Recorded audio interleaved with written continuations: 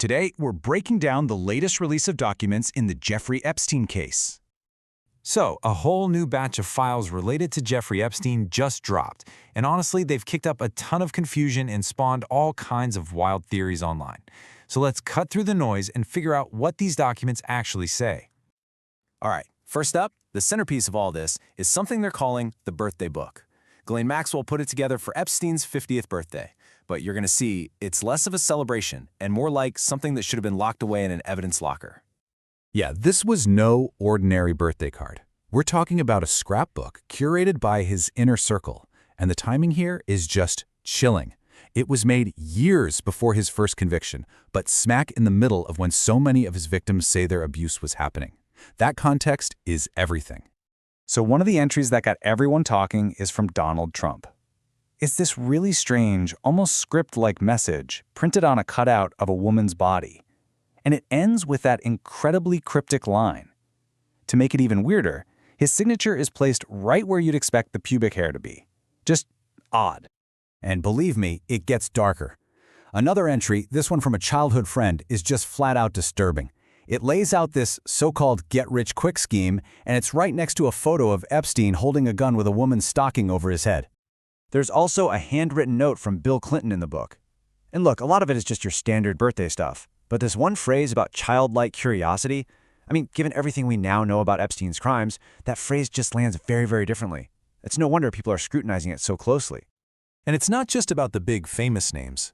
The entire book is peppered with these unsettling inside jokes, creepy photos, and would feel like coded messages.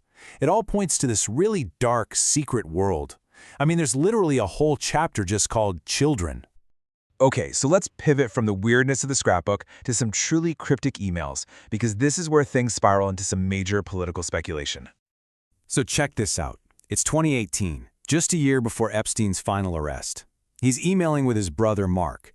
Jeffrey casually mentions he's hanging out with Steve Bannon, Trump's former chief strategist. And that's what sets off this wild chain of events. And this is the line from his brother's reply that just blew up the internet. It's an absolutely explosive suggestion of some kind of compromising photo involving Vladimir Putin, Donald Trump, and this mysterious Bubba. Now, Bubba has been a well-known nickname for Bill Clinton for decades, and the internet, well, it did what it does. It immediately made that connection. Epstein's brother now denies he meant Clinton, but it was too late. The theory went viral, and it's a perfect example of how this whole saga blurs the line between actual evidence and just pure online speculation. So beyond all the bizarre details and conspiracy theories, these documents have had very real political consequences. And man, have they exposed some major contradictions from people in power. Right, let's talk about the sweetheart deal. This is absolutely crucial. The guy who arranged it, Alexander Acosta, later became Trump's Secretary of Labor. He cooked up this incredibly lenient deal for Epstein that was so shady, a federal judge actually ruled it was illegal. And the main reason why? Because they kept it a secret from all the victims. It was a deal designed to protect a predator. And this just perfectly captures the absolute chaos. You have top officials from the very same administration saying completely opposite things. One says, "Don't worry, the Epstein files are coming," while the other says there's no list, there are no more files. So, who are we supposed to believe? The documents also really put a spotlight on how much the public stories have changed over the years. You've got Donald Trump going from calling Epstein a terrific guy that he's known for years to later insisting, "Nope, I was not a fan of his." The contrast is pretty stark. So after digging through all of this, the creepy birthday book, the wild emails, the political mess, where does it all leave us? Well, like pretty much everything with Epstein, it leaves us with way more questions than answers. So I think the main takeaway is this. These documents, as shocking as they are, they haven't given anyone the closure they were looking for. They just make you wonder, is a real list ever coming out? Why can't officials get their stories straight? And what did all these powerful people really know?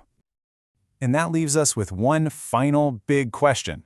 With every new file that gets released, are we actually getting closer to the truth? Or are we just getting pulled deeper into a web of influence, secrets, and power where the full picture remains frustratingly, and maybe even intentionally, out of focus?